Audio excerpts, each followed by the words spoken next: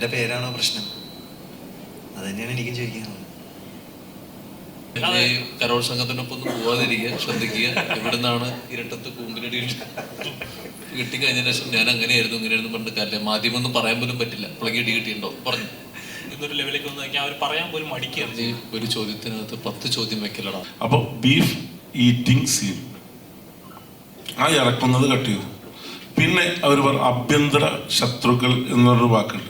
അത് ഞാൻ വളരെ രസകരമായി ഞങ്ങൾ ഡോറ ബുജി എന്നൊരു ക്യാരക്ടർ സിനിമ കണ്ടവർക്ക് മനസ്സിലാവും,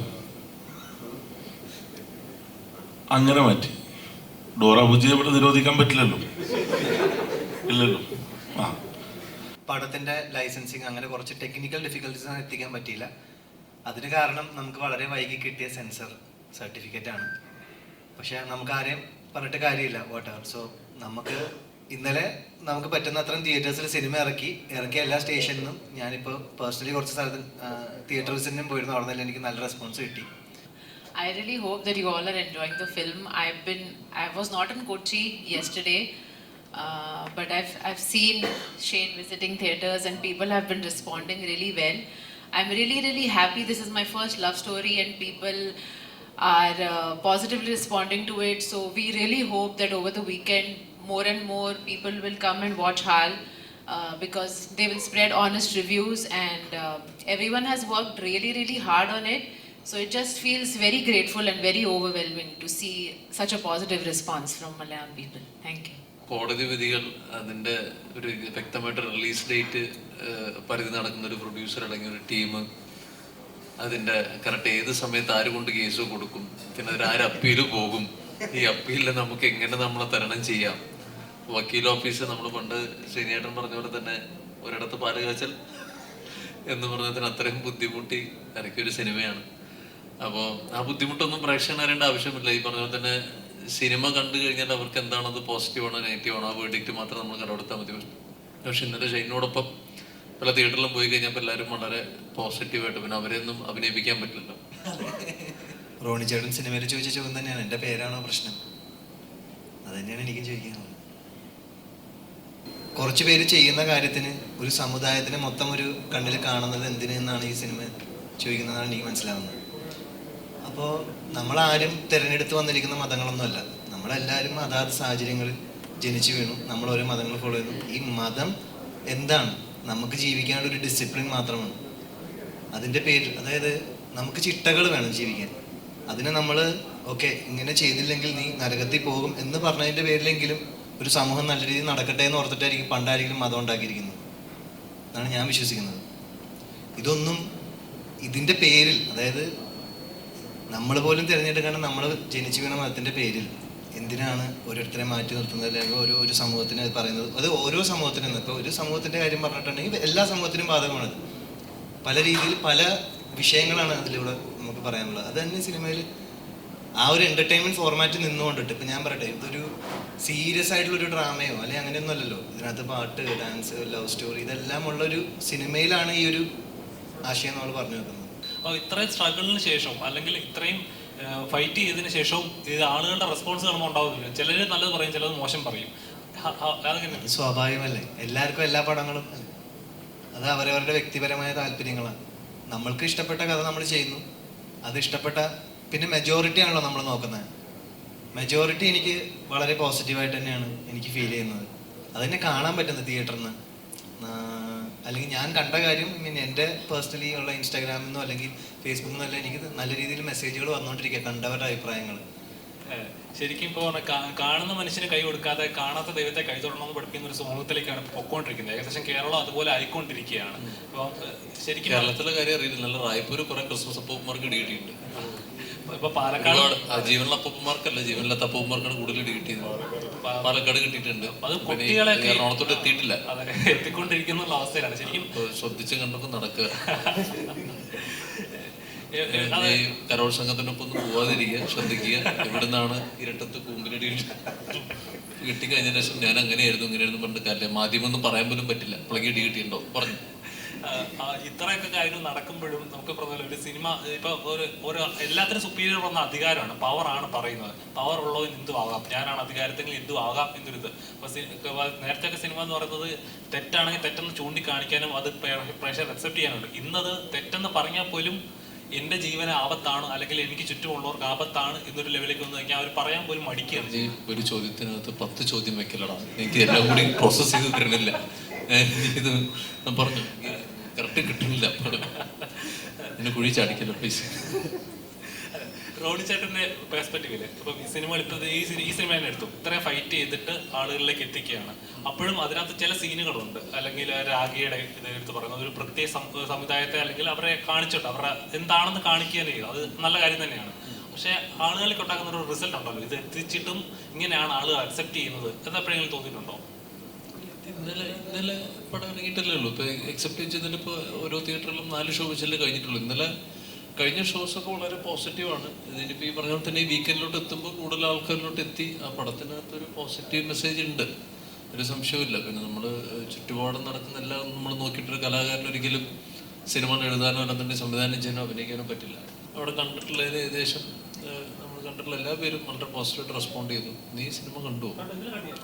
ഇത്രയും ചോദ്യം ചോദിച്ചിട്ട് അവസാനം സിനിമ കണ്ടില്ല എന്നാണ് പറയാൻ ഉദ്ദേശിക്കുന്നുണ്ടെങ്കിൽ അപ്പോൾ നല്ല കാര്യം. നീ സിനിമ കണ്ടല്ലോ. അപ്പോൾ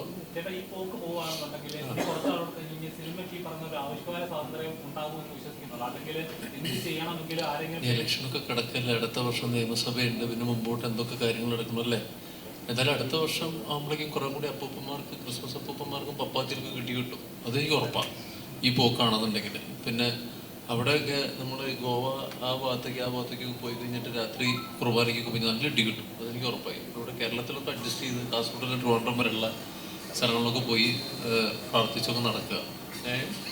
അല്ലാതെ വേറെ മാർഗമൊന്നും ഞാൻ കാണുന്നില്ല ഇപ്പോഴത്തെ പോക്ക് വെച്ചിട്ട്. എന്തോ ചോദിക്കാൻ വരുന്ന പോലെ തോന്നി.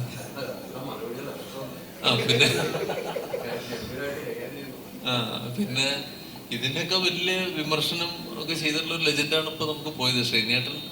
ഇപ്പൊ ഇവിടെയുള്ള എല്ലാ പാർട്ടികളെയും അടച്ചാക്ഷേപിച്ച് ചെയ്തൊരു സിനിമയാണ് സന്ദേശം. 30-32 വർഷം കഴിഞ്ഞിട്ടും ഇന്നും അതിന്റെ ട്രോളുകളാണ് പല മീഡിയക്കാരും അതെടുത്ത് യൂസ് ചെയ്യുന്നത്. അപ്പോ ഇന്നായിരുന്നു ആ പടം ഇറങ്ങിയെന്നുണ്ടെങ്കിൽ എവിടൊക്കെ എത്ര കട്ട്, ഏതൊക്കെ റീലുകൾ എങ്ങനെയൊക്കെ ആയിരുന്നേ എന്നൊക്കെ ഞാൻ ആലോചിക്കുകയാണ്. സാറിനെ ഞാൻ അമ്പലത്തിൽ കണ്ടു എന്ന് ശ്രീനിയേട്ടൻ ശങ്കരാടിച്ചാരനോട് ചോദിക്കേണ്ട കാര്യം ഞാൻ ആലോചിക്കും. ഇന്നൊക്കെയാണെങ്കിൽ എന്തായിരുന്നേനാ അല്ലെ. കോടതി ഒരു ഭാഗം കട്ട് ചെയ്യാൻ പറഞ്ഞിട്ടില്ല. അഡ്വക്കേറ്റ് ആദ്യം 1 മുതൽ 8 വരെ ഉള്ള കട്ടുകൾ നിർദ്ദേശിച്ചതാണ്. അതിൽ അഡ്വക്കേറ്റ് ആദ്യം വാദിക്കുമ്പോൾ പറയാണ് 1 മുതൽ 4 വരെ ഒരിക്കലും അംഗീകരിക്കാൻ പറ്റില്ല, 5ഉം 6ഉം സംസാരിക്കുകയും ചെയ്യാം. അതായത് 1 മുതൽ 4 വരെ ശരിക്ക് ഒരു ചിന്തിക്കാൻ പറ്റാത്ത വിഷയങ്ങളാണ് എഴുതി വെച്ചിട്ടുള്ളത്, അതാണ് സംസാരിച്ചത്. പക്ഷെ കോടതി നോട്ട് ചെയ്തു 1 മുതൽ 4 വരെ ഞങ്ങൾ കട്ട് ചെയ്യാൻ പറ്റില്ല, 5ഉം 6ഉം ഞങ്ങൾ സമ്മതമാണെന്ന് കോടതി നോട്ട് ചെയ്തു. അത് അഡ്വക്കേറ്റ് തിരുത്തി കൊടുക്കാൻ മറന്നുപോയി. അതുകൊണ്ട് ജഡ്ജ്മെന്റിൽ വരെ പറഞ്ഞിട്ടുണ്ട്, കക്ഷികൾ സമ്മതിച്ചുകൊണ്ട് 5ഉം 6ന്റെ മെറിറ്റിലോട്ട് ഞാൻ കടക്കുന്നില്ല. അതായത് ജഡ്ജ്മെന്റ് വന്നത് 5, 6 അതിന്റെ മെറിറ്റിലോട്ട് ഞാൻ കടക്കുന്നില്ല കക്ഷികൾ പറഞ്ഞതുകൊണ്ട്. അപ്പോൾ നമുക്ക് അതിന്റെ മേലെ അപ്പീൽ കോടതി പോകണം.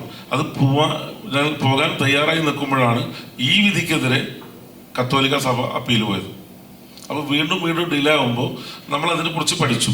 ഒരുപാട് തവണ ഞാൻ ആ വിധി വായിച്ചു നമുക്ക് മനസ്സിലാക്കാൻ പറ്റി ഇതിൽ ഒരു ഐഡിയ കിടപ്പുണ്ട്. ഇത് പുറത്തുവിടാവുന്നതാണ്.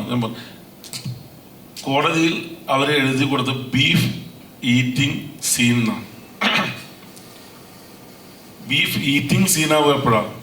ഈറ്റിംഗ് എന്ന് പറഞ്ഞ ഭക്ഷണം നമ്മൾ കഴിച്ചിറക്കുമ്പോഴാണ്. അപ്പൊ ഞാൻ കഴിച്ചിറക്കുന്ന ഭാഗം കട്ട് ചെയ്തു. മനസ്സിലായ? അവർക്കും കോടതി പുതിയ വന്ന് പറയാൻ പറ്റില്ല. ഞാൻ സമ്മതിച്ചാണ്, കോടതി സമ്മതിച്ചാണ്. അപ്പൊ ബീഫ് ഈറ്റിംഗ് സീൻ ആ ഇറക്കുന്നത് കട്ട് ചെയ്തു. പിന്നെ അവർ ആഭ്യന്തര ശത്രുക്കൾ എന്നൊരു വാക്കുണ്ട്. അത് ഞാൻ വളരെ രസകരമായി ഞങ്ങൾ ഡോറ ബുജി എന്നൊരു ക്യാരക്ടർ, സിനിമ കണ്ടവർക്ക് മനസ്സിലാവും. അങ്ങനെ മാറ്റി. ഡോറ ബുജിയെ ഇവിടെ നിരോധിക്കാൻ പറ്റില്ലല്ലോ, ഇല്ലല്ലോ. ആ പിന്നെ ഗണപതി വട്ടം, അത് ചിദംബര വട്ടാക്കി. ഇനി ബാക്കി നിങ്ങൾ സിനിമ കണ്ടിട്ട് മനസ്സിലാക്കുക. വളരെ ഗംഭീര വലിയൊരു സിനിമ ഒന്നല്ല. ഒരു മതത്തെ ഞങ്ങൾ അനുകൂലിച്ചിട്ടില്ല. ഞങ്ങളിപ്പോൾ എല്ലാവരും പറയുന്നു ജിഹാദി അല്ലെങ്കിൽ മുസ്ലിംസ്. മുസ്ലിം വിഭാഗം ചെയ്തൊരു തെറ്റാണ് ഇതിൽ എടുത്തു കാണിച്ചിട്ടുള്ള. സിനിമ കണ്ടവർക്ക് മനസ്സിലാവും. വളരെ നർമ്മത്തിലൂടെ ഞങ്ങൾ പറഞ്ഞു പോയിട്ടുണ്ട് ആ മുസ്ലിം വിഭാഗം ചെയ്ത തെറ്റ്. പറഞ്ഞിട്ടില്ലേ? ആ, ഞങ്ങൾ പറഞ്ഞിട്ടുണ്ട്. അപ്പൊ എങ്ങനെ മുസ്ലിം വിഭാഗത്തിന്റെ സിനിമ ആവുന്നത്? ഇത് മുസ്ലിം മത തീവ്രവാദത്തിനെതിരെ ഈ 2 മണിക്കൂറിനുള്ളിൽ പറയാൻ പറ്റില്ല, പറയാൻ പറ്റൂ.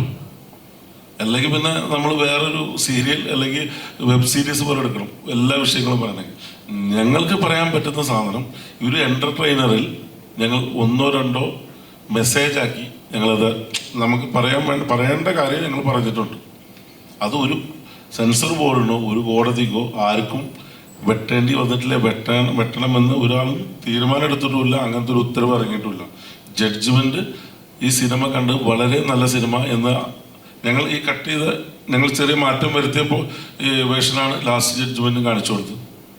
ഇനി ഒന്നും ചെയ്യേണ്ട, ഒരു കട്ടുകൾ മാറ്റാനോ കൂട്ടിച്ചേർക്കാനോ ആവശ്യമില്ലാത്ത സിനിമ എന്നാണ് അവസാന വിധി വന്നത്.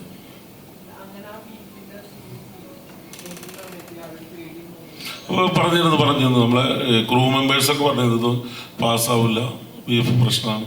പിന്നെ അതുപോലെ തന്നെ രാഗി ബ്ലർ ചെയ്യാൻ, ബ്ലർ ചെയ്തൊന്നും ജീവിതത്തിൽ ആരും മാഞ്ഞു പോയിട്ടില്ല. എന്തെങ്കിലും നമ്മളെ ജീവിതത്തിൽ ഉണ്ടായ പ്രശ്നങ്ങൾ തുടച്ചു വായിക്കാൻ പറ്റും? ഇല്ല. അപ്പോൾ ബ്ലർ ചെയ്യാനാ പറഞ്ഞു, ഒഴിവാക്കാൻ പറഞ്ഞിട്ടില്ല. അപ്പൊ ഞങ്ങളിവിടെ ബ്ലർ ചെയ്തിട്ടുണ്ട്.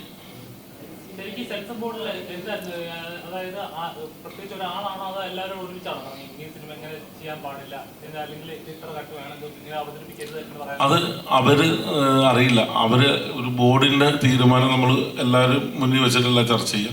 അവര് തീരുമാനം എടുത്തിട്ട് അതൊരു തീരുമാനമാക്കിയതിനു ശേഷം നമ്മളെ അകത്തോട്ട് വിളിക്കുക ചെയ്യും. എന്നിട്ട് ആ തീരുമാനം നമ്മളോട് പറയും. അവർ പറഞ്ഞ തീരുമാനങ്ങളൊക്കെ ഒരുപാട് കൂടുതലായിരുന്നു. ഇതിലത്തെ ഒരു റാപ്പിന്റെ വരികൾ മാറ്റാൻ പറഞ്ഞിരുന്നു. പിന്നെ അതുപോലെ തന്നെ ഈ ഒരു മതവിഭാഗത്തിലത്തെ പെൺകുട്ടിയെ വേറെ മതവിഭാഗം കല്യാണം കഴിക്കാൻ പാടില്ല. പിന്നെ ആ പെൺകുട്ടി നായകൻ്റെ കൂടെ ബൈക്കുമ്പോൾ പോകുമ്പോൾ എങ്ങനെ ആ നായകൻ വേറെ സമുദായത്തിൽപ്പെട്ടതല്ലേ, ആ സമുദായത്തിൽപ്പെട്ടവൻ്റെ കൂടെ എങ്ങനെ ഞങ്ങൾ ബൈക്കിൽ ഇരിക്കാന്ന് വരെ അവരുടെ പെറ്റീഷനിലുണ്ട്. അല്ല, ഇനി ഇതൊരു ഈ സിനിമ മലയാള സിനിമയിൽ അല്ലെങ്കിൽ ഇന്ത്യൻ സിനിമയ്ക്ക് ഒരു വിധിക്ക് വേണ്ടിയിട്ട് ഇനി സെൻസറിന് ആര് കേസുമായിട്ട് പോയാലും ഇപ്പോൾ ചരിത്രത്തിൽ രേഖപ്പെടുത്തിയ ഒരു വിധി ഹാലിൻ്റെ വിധിയാണ്. ഈ വിധി എടുത്തിട്ടായിരിക്കും ഇനി എല്ലാ സിനിമക്കും ഒരു റെഫറൻസ് ആയിട്ട് വെക്കുക. അതിനു വേണ്ടിയിട്ട് ഞങ്ങൾ പെറ്റീഷൻ കൊടുത്തിട്ട് അവസാനം വരെ പോയത്. ഇനി മറ്റേ ഈ വിധിയിൽ തന്നെ ഉണ്ട്, സെൻസർ ബോർഡിനാണ് ഒരു സിനിമയ്ക്ക് പ്രദർശനാനുമതി കൊടുക്കാനുള്ള അവകാശം, സർട്ടിഫിക്കേഷൻ്റെ അവകാശം. U ആണോ A ആണോ 16+ ആണോ. പക്ഷേ ആ അവകാശം ജനങ്ങളുടെ ആവിഷ്കാര സ്വാതന്ത്ര്യത്തിൻ്റെ മേൽ കടന്നു കയറ്റമായി കാണരുത്. ഞങ്ങൾ കോടതിയുണ്ട് ഇവിടെ എന്നാണ് വിധിയിൽ എഴുതിയിട്ടുള്ളത്. ഈ കുട്ടികൾ ഇനി സ്വന്തം മതത്തിൽപ്പെട്ടവരെ മാത്രം പരിഗണിക്കുള്ളൂ എന്ന് പറയുമ്പോൾ ആ ഒരു വിഷയമാണ് അവർക്ക് വേണ്ടത്.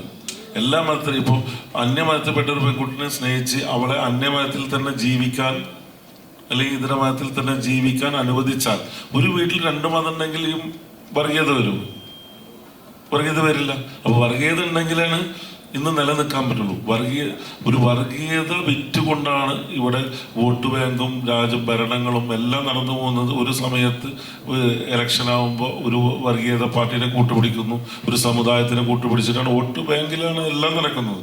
അപ്പൊ അതിൽ ഇപ്പൊ നമ്മളെ സിനിമ കണ്ട് ഈ ലോകം മുഴുവൻ രക്ഷപ്പെടുമെന്നും അവർക്കും അറിയില്ല, ഇല്ലാന്ന് അവർക്കും അറിയാം, നമുക്കും അറിയാം. പക്ഷെ ഒരാളങ്ങനെ ചിന്തിക്കരുത് എന്നാണ് പറയുന്നത്. എനിക്ക് സെൻസർ ബോർഡിൽ നിന്ന് ഫസ്റ്റ് മുംബൈ പോയപ്പോൾ അവരെന്നോട് ചോദിച്ചെന്നത്, ഇവർ ഈ നായകനെ ലവ് ജിഹാദ് പെടുത്തി അകത്തിടാനെങ്കിൽ ഈ സിനിമ സുന്ദരമായനെയാണ്. അപ്പൊ അവരുദ്ദേശിക്കുന്നത് എന്താ? അവർ ഉദ്ദേശിക്കുന്നത് ഒരു സമുദായം, അല്ലെങ്കിൽ ഏത് സമുദായം, ഒരു സമുദായത്തിനെ ഞാൻ പറയണില്ല, എല്ലാ സമുദായം നേരിട്ടുകൊണ്ടിരിക്കുന്ന. നമ്മൾ മുന്നിൽ നിൽക്കുന്നവരിൽ ആദ്യം കിട്ടുള്ളൂ, ബാക്കിൽ നിന്നവർക്ക് ഇവന് കിട്ടിയതിനു ശേഷം ബാക്കിയുള്ളവന് കിട്ടും. വരിക്ക് നിൽക്കുകയാണല്ലോ, ആദ്യത്തവന് കിട്ടട്ടെ, അവൻ ഒതുങ്ങിയാലുള്ള രണ്ടാമത്തവരുടെ ചെല്ലുള്ളൂ. അപ്പോ ഈ ഒരു സമുദായത്തിൽപ്പെട്ടവൻ വേറൊരു സമുദായത്തിൽപ്പെട്ട ഒരു പെൺകുട്ടിയെ കല്യാണം കഴിച്ചാൽ അവർ പറയുന്നത് ക്രൈം ആക്കിയിട്ട് അവനെ അകത്തിടണം. അപ്പൊ സിനിമ സുന്ദരമായനെന്ന്. അത് എവിടെ ക്രൈം ആവുന്നു? ശരിക്ക് മുസ്ലിം സമുദായത്തിൽ നിന്ന് ക്രിസ്ത്യൻ സമുദായത്തിൽ പെൺകുട്ടിയെ കല്യാണം കഴിക്കാൻ മതം മാറേണ്ട ആവശ്യമില്ല. അവർക്ക് മതം മാറാതെ തന്നെ കല്യാണം കഴിക്കണം. 2 വേദത്തിൽ, ഖുർആനിലും ബൈബിളിലും പറയപ്പെടുന്നത് ഈ മതം മാറ്റം അനിവാര്യമല്ല. തീർച്ചയായും എൻ്റെ ഏറ്റവും അടുത്ത സുഹൃത്തിന് ഇത് സംഭവിച്ചതാണ്. അപ്പോൾ അതിന് വേണ്ടിയിട്ട് അവർ ഒളിച്ചോടാൻ നേരത്ത് ഞാൻ അവരുടെ അടുത്ത് പറഞ്ഞു, നീ കുഴപ്പമില്ല, എവിടെ വേണമെങ്കിലും നീ പറഞ്ഞാൽ ഞാൻ അവിടെ ആളെ സെറ്റ് ചെയ്യാം എന്നൊക്കെ പറഞ്ഞ് ആ റിസോർട്ടൊക്കെ സെറ്റ് ചെയ്യാം, ഒരു ദിവസത്തെ സ്റ്റേക്കൊക്കെ സെറ്റ് ചെയ്യാന്നൊക്കെ പറഞ്ഞ് പിറ്റേ ദിവസം അവനൊരു അത്യാവശ്യത്തിന് പോയതാണ്. അവിടെ വിഷയമായി, അവരുടെ വീട്ടുകാരൊക്കെ പ്രശ്നം ഉണ്ടാക്കി. പിന്നെ അത് കഴിഞ്ഞിട്ട് ഇവർ സ്വയമേ പോയി. പക്ഷേ കല്യാണം കഴിഞ്ഞിട്ട് ആ പെണ്ണിൻ്റെ വീട്ടുകാർ അവൾ മരണപ്പെട്ടതായിട്ട് കരുതിയിട്ട് ചടങ്ങൊക്കെ ചെയ്ത് അങ്ങനെ ഒരു സംഭവമൊക്കെ ഉണ്ടായിട്ടുണ്ട്. അപ്പോൾ ഇപ്പോഴും അവൻ ഒരിക്കലും പറഞ്ഞിട്ടില്ല അവൻ്റെ മതത്തിലേക്ക് നീ വാങ്ങുന്നൊന്നും ഒരിക്കലും പറഞ്ഞിട്ടില്ല. നീ എന്താണോ, നീ ഇത്രയും നാൾ എങ്ങനെയാണോ നീ നിന്നത് അതുപോലെ തന്നെ നീ മുന്നോട്ട് പോയാൽ മതി. നമ്മൾ സ്നേഹിച്ചത് അങ്ങനെയാണ്. അപ്പോൾ നമുക്ക് സന്തോഷമായിട്ട് ജീവിക്കാം. ഇപ്പോൾ അവർക്കൊരു കുട്ടിയൊക്കെ ഉണ്ട്, അവർ സന്തോഷമായിട്ട് ജീവിക്കുകയാണ്. ഞാനിപ്പോൾ ഇങ്ങോട്ട് വരുന്നതിന് മുമ്പ് അവൻ ശബരിമലയിൽ പോകാൻ വേണ്ടിയിട്ട് ഡ്രസ്സ് എടുക്കാൻ വേണ്ടി നിൽക്കുമ്പോൾ അവളാണ് ആ ഡ്രസ്സൊക്കെ സെലക്ട് ചെയ്ത് കൊടുക്കുന്നത്. അയ്യപ്പൻ്റെ ഇതൊക്കെ ഇരുമുടിക്കെട്ടോ എല്ലാം അവളാണ് സെലക്ട് ചെയ്ത് കൊടുക്കുന്നത്. അപ്പോൾ അതൊക്കെ കാണുമ്പോൾ നമുക്ക് സന്തോഷമാണ്. പിന്നെ എനിക്ക് ഒന്നാമത്തെ കാര്യം ഈ മതം, ജാതി അതൊന്നും പറയുന്നത് എനിക്ക് ഇഷ്ടമല്ല. അതാണ് ഞാൻ കൂടുതലും സംസാരിക്കാത്തത്. അതിനെക്കുറിച്ച് പറഞ്ഞു കഴിഞ്ഞാൽ അത് ചിലപ്പം സെൻസറുകാർ എനിക്ക് സർട്ടിഫിക്കറ്റ് തരും. എൻ്റെ വായിന്ന് അങ്ങനെയൊക്കെ വരത്തുള്ളൂ. അതുകൊണ്ട്